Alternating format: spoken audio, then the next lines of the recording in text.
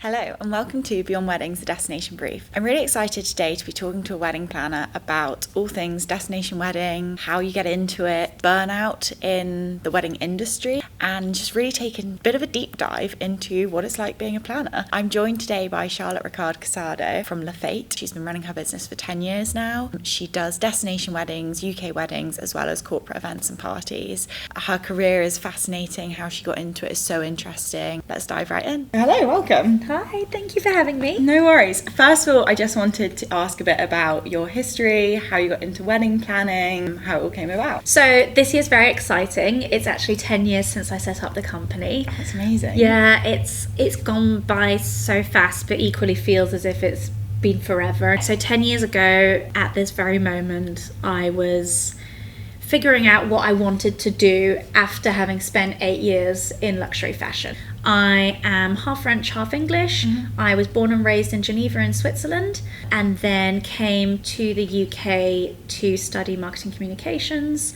Then went to Florence for a year for an accelerated master's in fashion merchandising because I knew I wanted to go into fashion. And I met this amazing local wedding planner in Florence. She had an intern already, but I just kept insisting. Yeah. And I think she gave in. And I then ended up interning with her for 6 months. I was working every evening, all weekends. Helping with the planning and design. Helping with the planning, with the designing, with all the logistics, with running around Florence. And it didn't matter that your master's was in No, fashion. because and I realised this when I then left fashion to then set up the business. There are a lot of commonalities between the two. You know, ultimately, you need to be organised. You need to be good at budgeting and pricing. There is also obviously all of that aesthetic as well to it. So there are a lot of things that can cross over from one to the other. So I did that internship with her, loved it, really thought like, oh my God, I love this stress. This adrenaline is just like, love it. I loved my time in fashion, but it also got to a point where I was just a bit like, I don't know that this is fulfilling me. Yeah. It's very long hours. It's a lot of travel, especially in the luxury sector. But, you know, I think back then when I left end of 2015, early 2016, there was very much a glass ceiling for women in fashion. Okay. Especially women that were in their 20s and, you know, still had potential of meeting somebody, having a family. It was that kind of thing that I had seen many friends go and never come back. Yeah. And I had seen the two sides of having, I had female bosses of both sides, some that were super involved with their children and were suffering every day of not being able to be with them, and others that obviously loved their children but had no idea what was happening in their life. And I've never judged either of them. I never did, but I just thought the day I have children, I would like to be able to make the choice of which one I would like to be. And I felt in fashion I would never be given a choice. I decided to leave fashion. At the time, I was 27, and I was just kind of like, right, I don't have a mortgage. I do have my partner. He's very supportive. My family's very supportive. And I was like, right, maybe now is the time to build something. And if I fall flat on my face, it's okay, because I'm still in my 20s.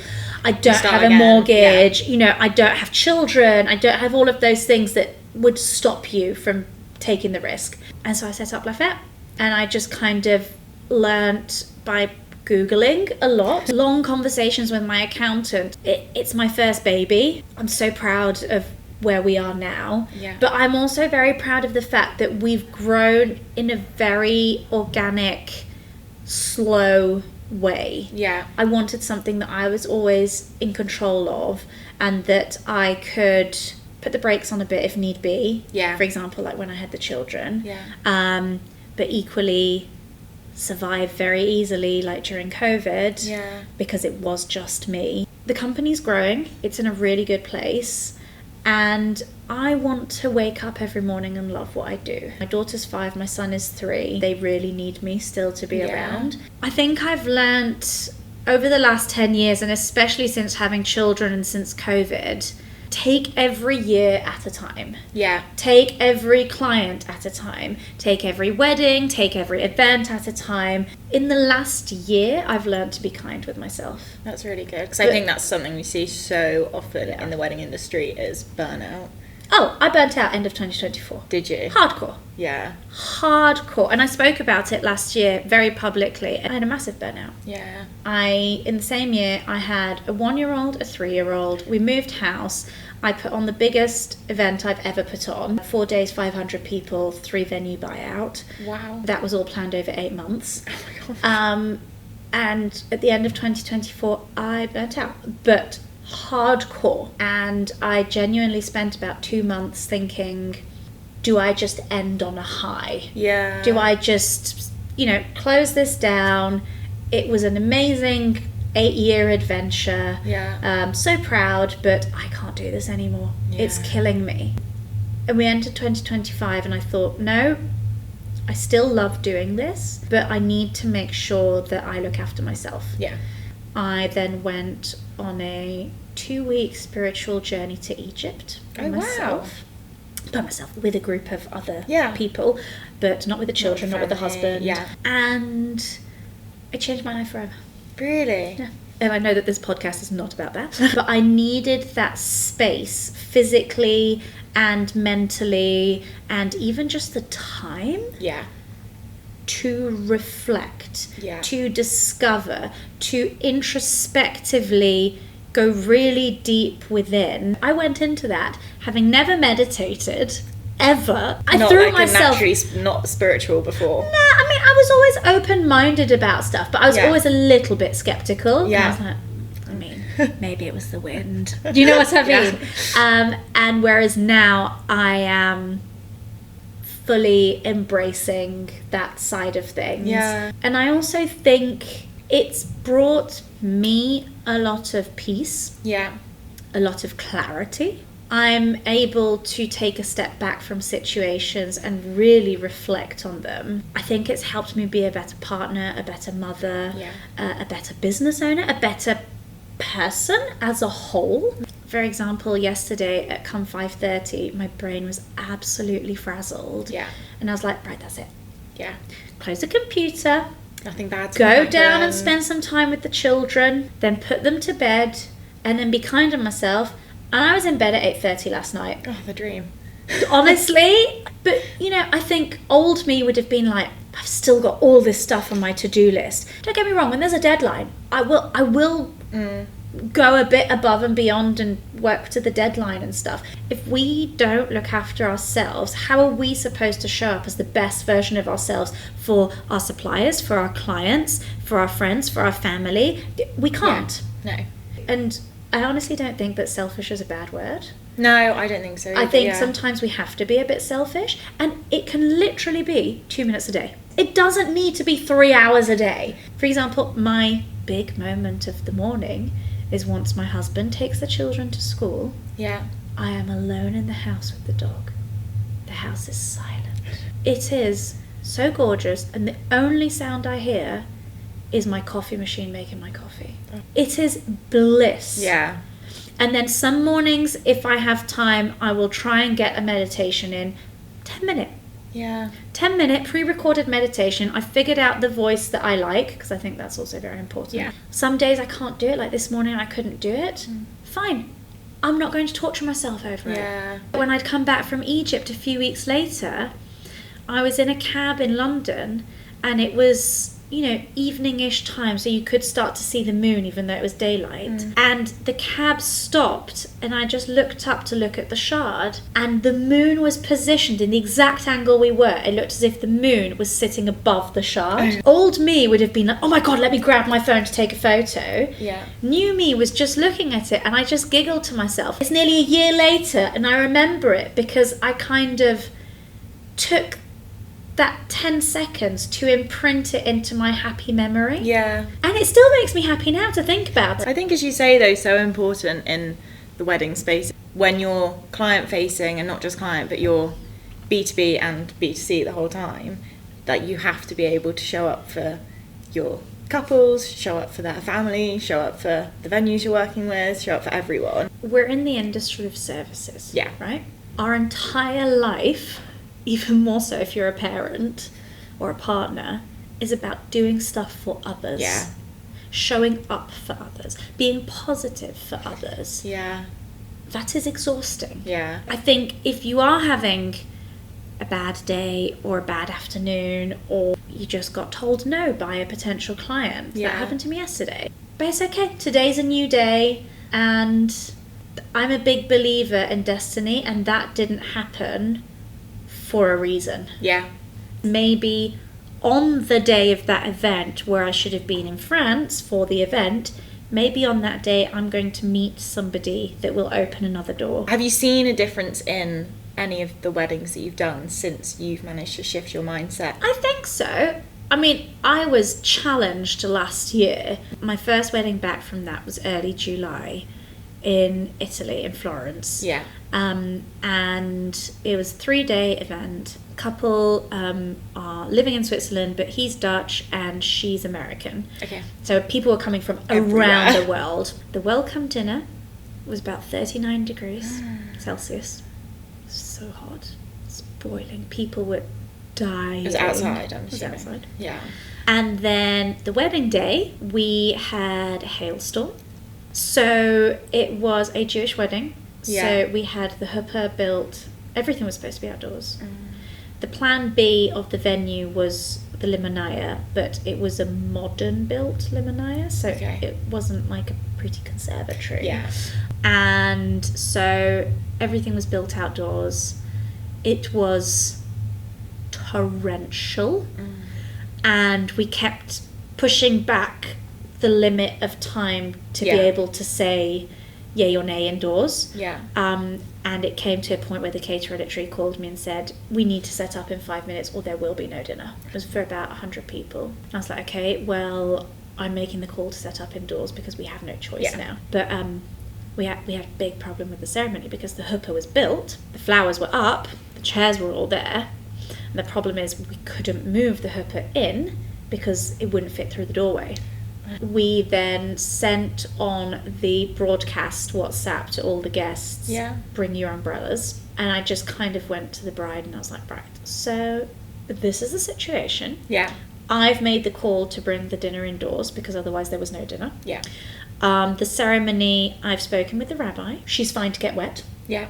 Are you okay to get wet? Or would you like me or my assistant to hold an umbrella over both of you? Yeah. Which we can absolutely do. We've told all the guests to bring their umbrellas. Yeah. And we're just going to do this. Yeah. And she was like, okay, as long as the rabbi's fine, it is what it is. So the ceremony was supposed to start at 6. We put the cocktails and drinks inside, Yeah. so at least people were there waiting. And I was checking the weather app and I saw that at 6:30 it was going to stop raining for at least an hour. So I informed everybody that we would start at 6:30. So as soon as it stopped raining at about 6:25, everybody was with towels drying the chairs and everything. All the guests were invited to sit, and literally, oh my god, my whole body's just gone into tingle because I'm remembering it. At the moment that the bride stepped out of the room she was in, literally a ray of sunshine came out through the I've got clouds. tingles. Literally, I've just gone all like, oh, see. As she then walked up the aisle, literally the sky was grey, Yeah. like big fat grey clouds.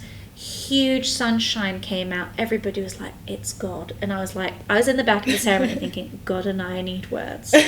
Because He's already put me through it this today. has been testing my new positivity. And like, I was just like, we need to have a conversation. I can't be doing this every time. And then it didn't rain for the rest of the day. Oh, really? So then obviously it was gutting because it was like, so the dinner could have been outdoors. Yeah.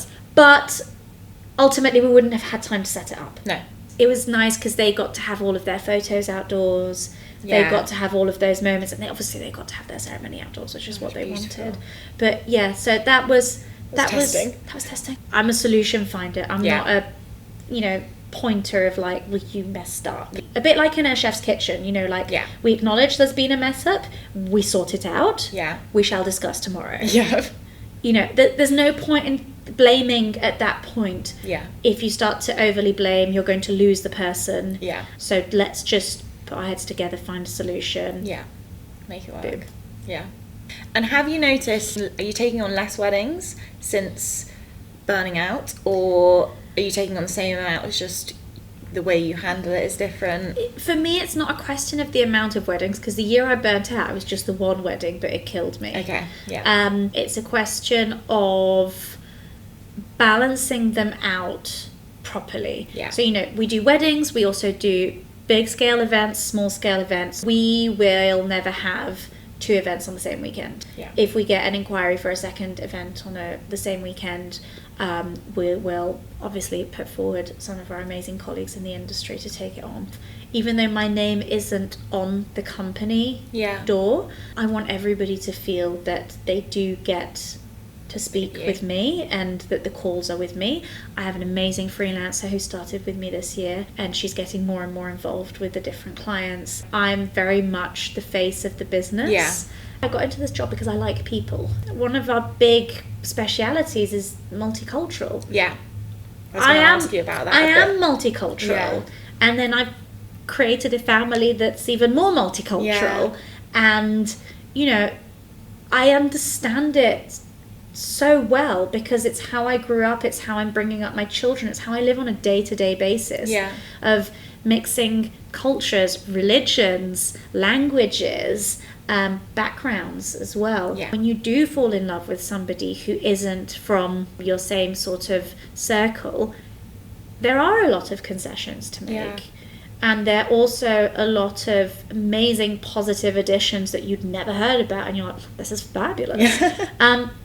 But that's why I love creating these really unique blends. Yeah. Because every couple is different. Even if they both are from the same religion or from the same nationality, every family has a take on that element. For example, some of my Jewish couples, it's not as simple as she's Jewish, he isn't. Sometimes it is. Yeah.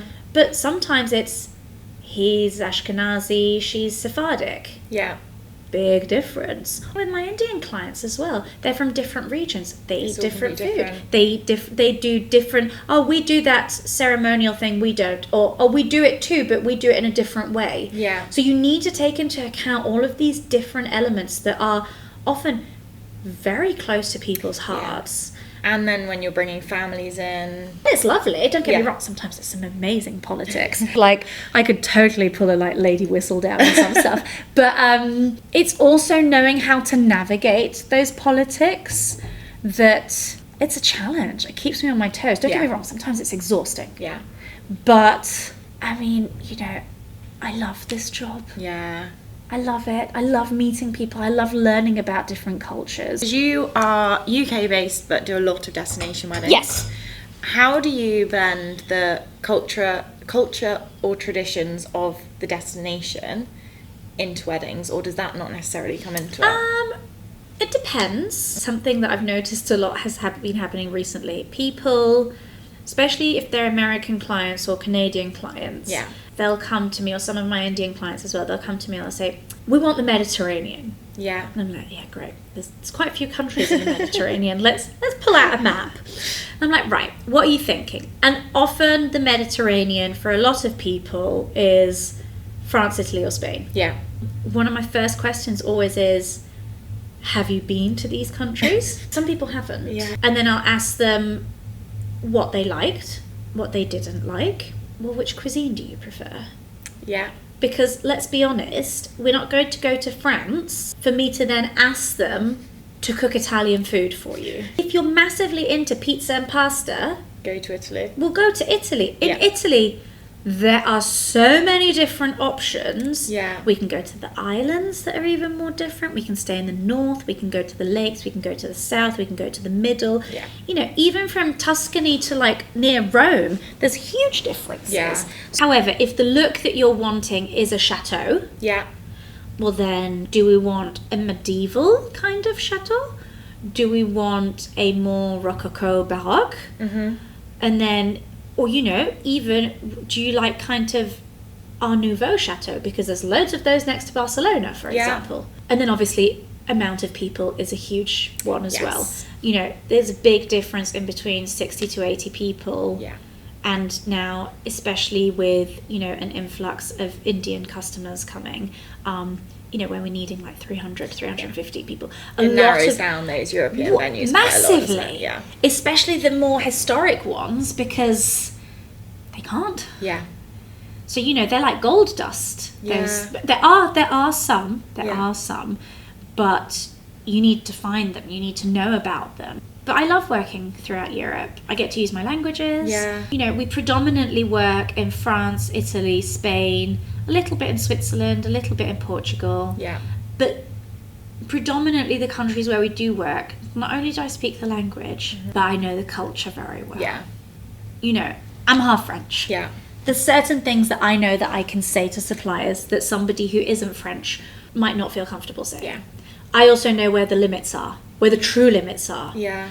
I remember once I had a couple, they lived in the States, he was French, she was American, they were getting married in Paris. They just continuously had questions for the caterer, continuously.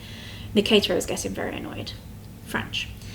And at one point, the bride asked yet another question that was kind of similar to another question that we'd asked. Okay. And I just said, I was like, look, I'm really sorry.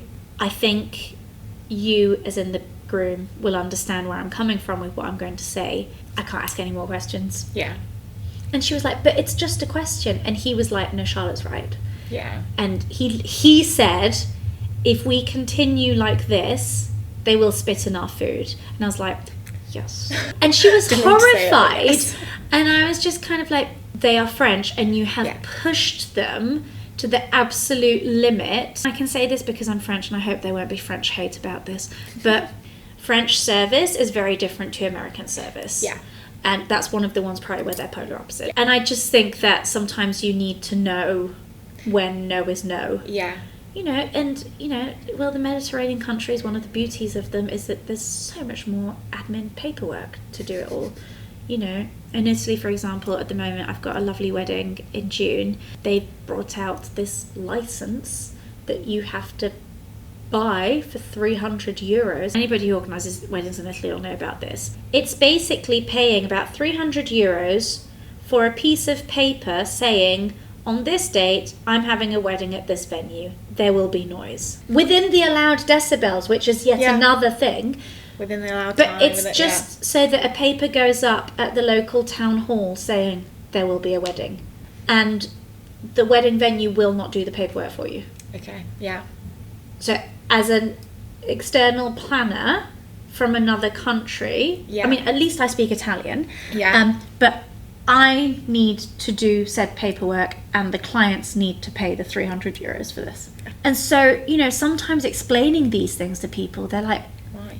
but why? Yeah. And you just kind of, well, it's the law and it's the way it works, and if we don't do it, well, technically it's illegal to have any music on. But I still love my job. Yeah.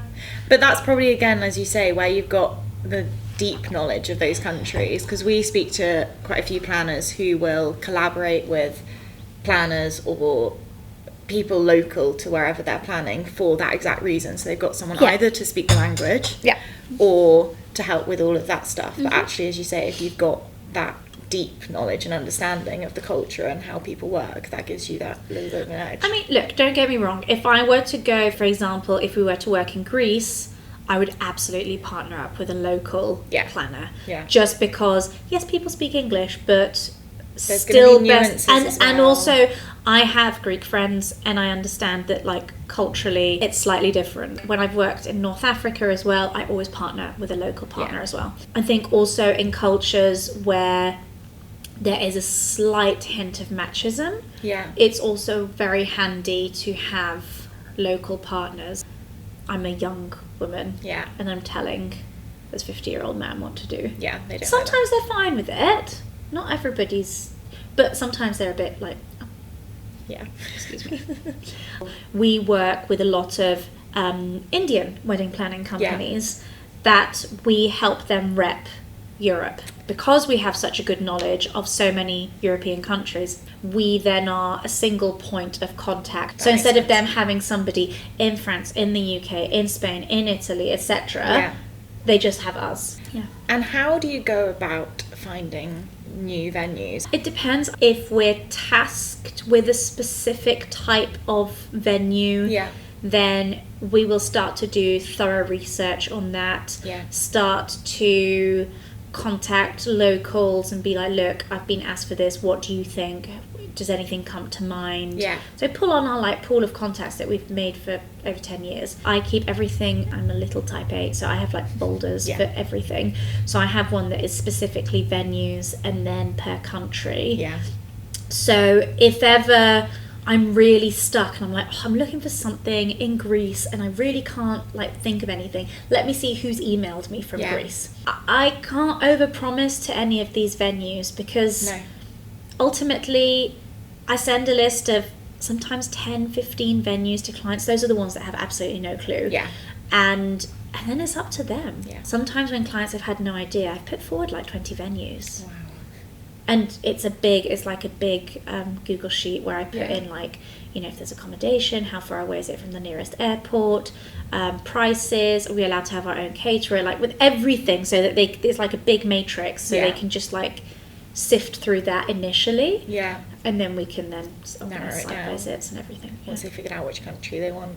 Exactly. Yes, that helps. And where's your favourite place to work? Country? Oh, I thought you were going to say venue. I was like, oh my god, I can't say. It's like asking who your favourite child is. You can't. I mean, look, we work every single year since I set up. I've worked in Tuscany. I profoundly love Florence. It's like this kind of love story that the city and I have, that we see each other once a year. But it's funny because we predominantly work in Tuscany. We've worked in Rome, but we've never yet worked in Como. We've never yet worked in the south. Or on the islands. I've tried to work in Sicily before, but it's just not happened. So it's always very, very Tuscany centric. So I love going back there. I love working in France because, let's face it, I'm half French and it's just so comfortable, and I love the diversity of the places we work in France. And in August of this year, we're doing a lovely, lovely 2-day wedding in Villefranche-sur-Mer, just outside of Nice. But equally in France, you know, we've done some things like in the middle of the countryside, in the middle of a wood, for example. Like the variety of what you can do is just so vast. And then Spain, I love working in Spain. A lot of what I've done in Spain, funnily enough, is in Seville. Again, my husband is from Seville. I know that city inside out. And then done some stuff in Barcelona. That's where my family's from. Interesting. Barcelona's interesting. Barcelona's very, very cool. In the outskirts of Barcelona, you have some beautiful properties. And you also have the seafront. Very good airport-wise. Barcelona and Seville, great offerings. Quite different. Barcelona, you've got that big city vibe. Seville, you've got that smaller but like such a beautiful city. But prices are drastically different. I'd say it's at least 30 to 40% more expensive in Barcelona. For the same. Wow. Southern Spain, it's the best quality price ratio out there at the moment, if I'm fully honest. Portugal is there as well. But some of the nicer places aren't necessarily that close to airports. Whereas, for example, Seville Airport is 20 minutes into the centre of town. Wow. And if you want the mix, then you have to go to a smaller city where you can easily get out to something really rural, especially because things are now nearly always several days. And you also want to be you don't want to completely be in the middle of nowhere for 3-4 days. Because most people will extend and make a holiday out of it. So you want to be near to a city where they can do like a cityscape for like 2-3 days or something. So you need to take all of those things into account. Is there any destination that you've not yet worked in that you'd love to work in? Greece. I really want to do something on a Greek island desperately. Those logistics are a nightmare. Yes. I know. I've heard all about it firsthand from people, but I just love the idea. Like, for me, yes, it's a nightmare, but for me thinking that I've got to get 200 chairs over on these tiny little boats, I'm like, it's quite a fun challenge. Yeah. Bring it on. Yeah. I'll drive the boat, it's fine. Like, it just, I love the idea of doing things in different places. Yeah. Of being able to do something that was considered difficult or not doable, or, you know, the big wedding that we did when we privatised Hampton Court Palace, we actually emptied the big fountain, scaffolded it, and built the marquee on top of it. Whoa. It took us months to get conservation to agree to it, but they did. It had never been done before. Wow. It was very stressful. Yeah. And once they brought it down, I was just like, please tell me there's no damage. Please tell me there's no damage. Please tell me there's... Like, it was mental.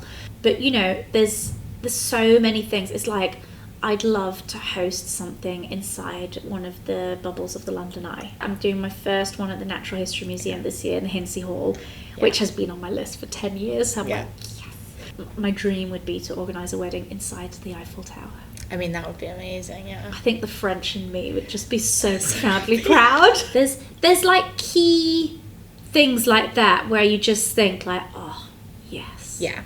This is different. Yeah. This is epic. This is cool. I'd love to organise now, you know, the connection that I have with Egypt. I'd love to organise something at the Sphinx. Yes. The plateau of Giza, which is where all the pyramids are in the Sphinx. They do now have areas dedicated to events, festivals, weddings. In the last few months, we've had multiple people be like, Egypt? Yeah. Egypt? Yeah. Egypt has a magic about it. Yeah. That is just so powerful and special. Final question. Yes. Are there any trends you're seeing in weddings coming up this year that you think are going to be big in 2026 or 2027? Yeah, I mean, look, I love a good trend. Yeah. I come from fashion. I also take trends with a pinch of salt. Yeah. Because I look at trends as they get my brain thinking of, oh, Yeah. that's cool. But what else? Let me put my twist on it. Yeah. I feel with trends, they come, Yeah. you see them Everywhere. everywhere. I mean, do we remember bunting in barns? Yes. And then they die a really quick and aggressive death. Yeah. Whereas I feel that sometimes some trend ideas, A more evergreen. yes, you know, like I love these huge paper flowers. Yeah. And I feel because they haven't been overly done and there hasn't been overkill, they're surviving. Yeah. And they're thriving actually because people are being a bit more Selective. You're choosing them because you like them rather but than also because slightly they're- adventurous with them. Yeah. You know, they're being like, ooh, what if did we do it like this or place them like this? Yeah. One thing that I'm loving, and I'm actually going to be doing in May, I'm loving the wiggle tables, but the way we're going to do it, we are doing it instead of having people, so you've got your table here, instead of having people sitting here and here, Yeah. we're doing 2 wiggle tables. Yeah. In the middle, we're going to do flowers high up. Yeah. And then we're going to have people sitting like this. Oh, wow. Yeah. Wow. That would be beautiful. So a bit different. Yeah. So people can still see each other, but ultimately I always find when you're on a long table, but often you speak with the people either side. Yeah. That's who you speak to most. Yeah. And I love things where it's table shapes that are different. Yeah. So a few years ago, I was heavily pregnant with my son. So it'll have been in 2022. Yeah. I did a massive X table. Oh, wow. There were 60 guests. And so I did a big X table to occupy the space. The 6 rounds would have looked so sad. Yeah. Yeah. So I think table shapes, there's a lot that can be played with still. Yeah. And then I'm a big lover of multicolored stuff. Yeah. I think it's such an easy way to bring your table to life. Yeah. I'm big into tablescaping, even at home for events. You know, a changing of a plate or of a napkin or of even a placemat. Yeah. Love placemats. Oh, that's a trend that I love and that I'm not letting go anywhere. Love having a placemat. Easy to do and make it completely your own. And well, a placemat is a small investment. Placemats often cost the same as a napkin if you're hiring them. Yeah. Stick with the basic white tablecloth that you've been given. Yeah. Put a placemat. And then get a different coloured napkin. Yeah. Boom. Bob's your uncle. You've got an amazing table now. You haven't had to invest so much money into changing everything. Yeah. Well, thank you so much. It's been so you. interesting. I've loved this. I really enjoyed it. Oh, thank you. Yeah.